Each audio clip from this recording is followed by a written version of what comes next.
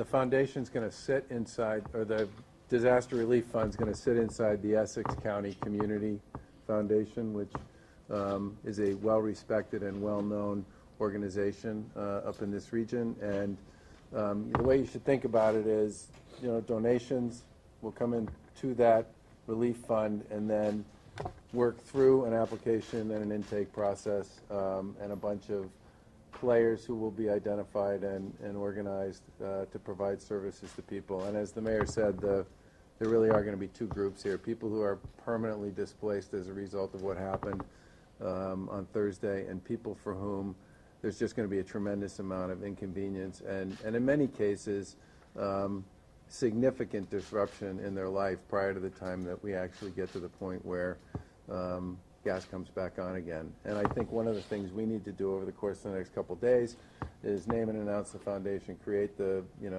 sort of online infrastructure for it, put the organizations that are going to be part of the team that are actually providing services and connecting with people in place, and then make sure that what we're doing is coordinated in a way so that the stuff that ultimately belongs to Columbia and is associated with Phase 2 and Phase 3. And when I say that, what I mean is there's a big assessment of what damage was done as a result of the surge through the pipeline, and then a ton of infrastructure replacement that's going to have to take place there. I mean, things like furnaces and boilers and stoves and washers and dryers and sort of all that stuff.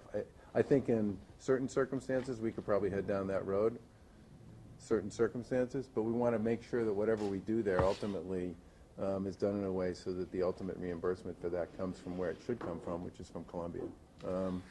And I think for the most part, the goal here is to get this thing up and to the point where it's more or less in operating mode by the end of the week. Can I just say, foundation? And the capacity to actually start collecting applications from people and figuring out how to provide service. Can I just make, because there's a distinction here, we've been pushing people to the Lawrence Emergency Fund, and the Lawrence Emergency Fund's basic foundation is to deal with people displaced. It was created, I don't know, Benny, how long ago? About 9 years. 9 years ago, to deal specifically with people displaced by house fires in Lawrence.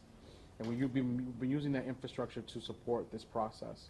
And we will continue to do that. We did have a fire yesterday. We have victims from that fire. And so they're going to be availing themselves from that funds too. So I want people to be clear that we're not bait and switching on folks. And we are going to use that for fire victims and people who need, and we have an immediate need, including people from Andover, North Andover, because I think when people gave to the Lawrence Emergency Fund, they were giving for everyone across the way, so we expect to use some of that there. But as soon as this other fund is up and running, it's going to switch over and continue to get funds on that side. We're not doing bait switch on people, we're just making sure the infrastructure is appropriate for the funds that are coming in. The Lawrence Emergency Fund was not built to receive hundreds of thousands of dollars and then execute on that. So we're going to move that. But somebody from myself and, I shouldn't say it differently, someone from the board of the Lawrence Emergency Fund is going to sit on the board of the new foundation. Just so you know, we have received individual, people have expressed individual interest, corporations and others, for fairly substantial amounts of money.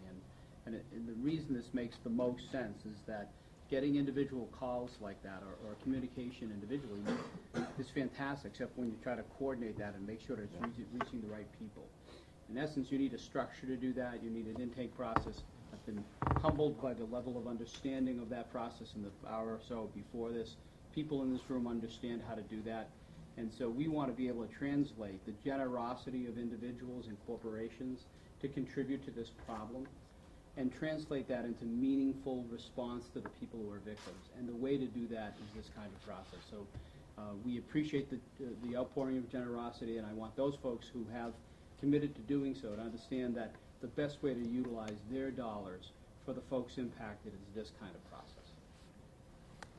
Governor, how long do you envision that people can be in their homes without gas? I mean, it's nice out today and has been the past few days, but in your mind, if you keep talking about weeks and maybe months, when it starts getting cold and people don't have hot water and can't cook, even though you got them back in their homes, how long their homes in these three communities? Well, part of what we are hoping that this particular fund will be able to do is to provide people with options and ways to deal with the issues associated with what happens when it's not 50 degrees out or 60 degrees out at night and during the day. Yeah, that's exactly what this hopefully will be able to provide people with solutions and answers for.